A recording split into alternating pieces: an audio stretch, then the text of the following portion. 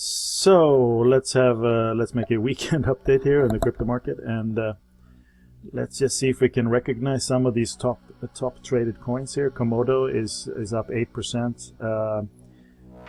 You have Bitcoin Cash, of course, as we know, and well, there's just as usual. There's most of them, you don't know. It's just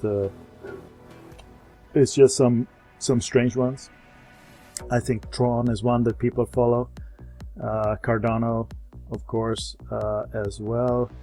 Walton Chain is another one, and so it seems it's calming down a bit. And if we see on the downside, what do I have here? The Bitcoin Diamond. I don't even follow that one. And you have some other ones here. Oh, Waves. That was, but it's not down a lot, so it seems it's kind of quiet. Ripple is down 1.6%, and Bitcoin is taking a little bit of a breather. Let's have a look here on the chart side.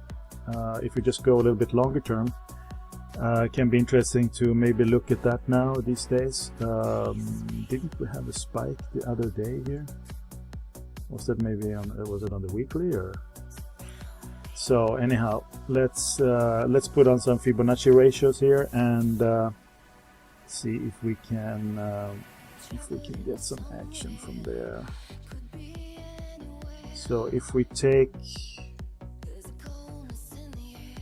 this distance from the recent top to this bottom here, you really have you really need to take out these 50% and 61.8%, like we always say, Fibonacci levels to get an all clear skies ahead. And seeing that we're a bit overbought here on the 4 hours, and we did have some negative divergence here as well, and now you have even a bigger one.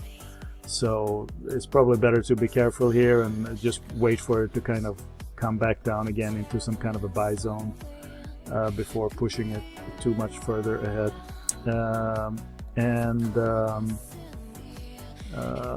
Yeah, that's about it. I mean, you really need to take out those key levels in the next few months to be able to see higher prices.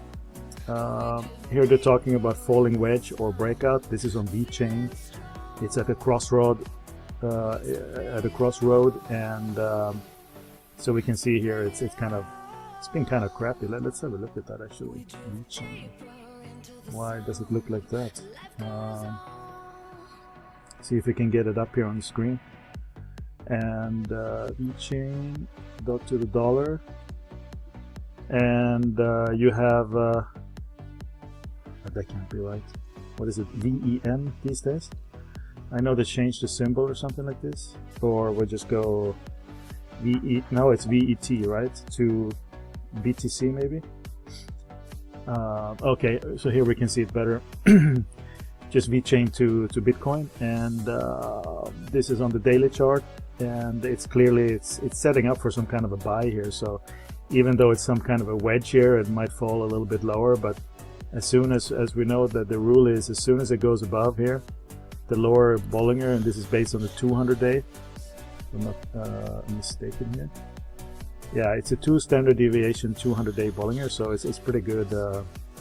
It's a pretty good standard deviation plate, so once it goes above here from below, that's when you kind of jump in again, and you take it as a trade signal. So maybe that's something to look at going forward. Cardano falls by over 3% in an hour. Yeah, that's nothing. This is like no news. This guy here with some flippers on. As Bitcoin pumped, it took most alts with it. However, when Bitcoin falls, it also takes other cryptocurrencies with it. And the Cardano, XRP, and EOS were seen tumbling down within an hour. I mean, tumbling is probably exaggerated if it's like 3%. So it's kind of funny they use these words, but that's how it is these days. The fake news is just getting bigger and bigger, and more disinformation. I mean, it's just really starting to look like 1984. I mean, this is something we have to put a stop to, all this bullshit. It should be like the old days when news were news, and Well, at least not as fake as these days. I mean, he's right there, Trump. There's just too much crap news. Bitcoin here, they say, has yet to show any signs of a slowdown. Price keeps on rising, and just keeps on talking about that, and be patient. Yeah, discipline, sure. Next downtrend. It's very likely that it has, by the look of things, but the long answer is that we never know, and it does and it does not matter. Most successful traders are fond, or is a fond of Rothschild 80-20 rule. You can take 20% off the top and 20% off the bottom, and I'll take everything in between. Yeah, they are not.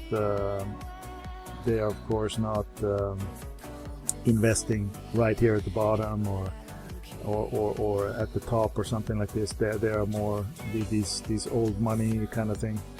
They invest with the trend and then they go with it and so on. But if you want to make the most money in the shortest period of time, if that's something that kind of excites you and that's what you look for, then these are the turning points. That's where you want to be here, and the same here.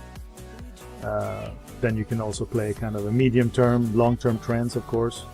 Nothing wrong with that, but if you can hit these levels here where the rubber band snaps back, that's really where you make the most money, and that's the game if you play this kind of thing.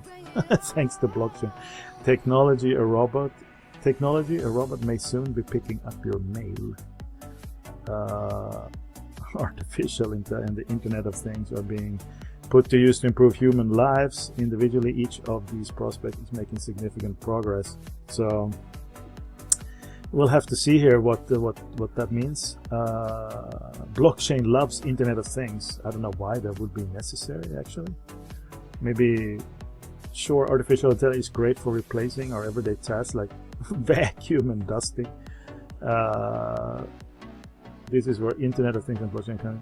Now we already know that a blockchain network can automate things thanks to smart contracts.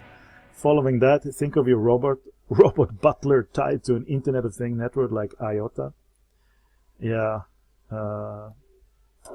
maybe it's good to have the vacuum cleaner, the robot vacuum cleaner, to follow your Wi-Fi network or something. But you don't even need that, right?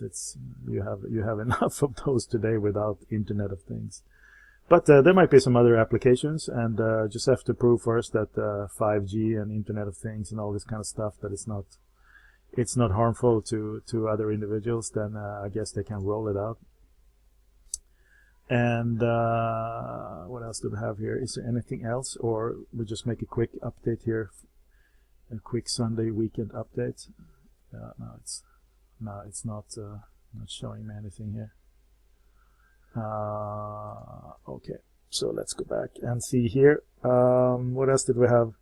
Ethereum we looked at. So it's funny, there are some of these guys, they are setting up buy signals, which is kind of good, because then you have a mixed bag. I mean, now this is probably, Ethereum is probably going to be some kind of a sell signal at some point. You have some massive negative divergence here. I wouldn't run after that. Bitcoin Cash, same thing. But then you have stuff like, what was it, VeChain that we showed before, that is kind of down here and getting ready to pump higher most likely as well. Here we have it, VeChain.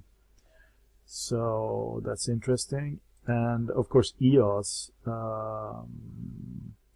is also towards the upper part. So that should be one to look out for as well. Cardano, yeah, this is more of a slow mover. I think the supply is huge on that one. NEO has came back higher a bit after the recent doldrums here over many months. So anyhow, let's leave it at that. And where's Bitcoin? Let's put that on again. And let's see where the price goes next. If there's going to be a bigger setback, like some people think, before you get some bigger actions on the upside again. Yeah, that's about it. And Take care for now.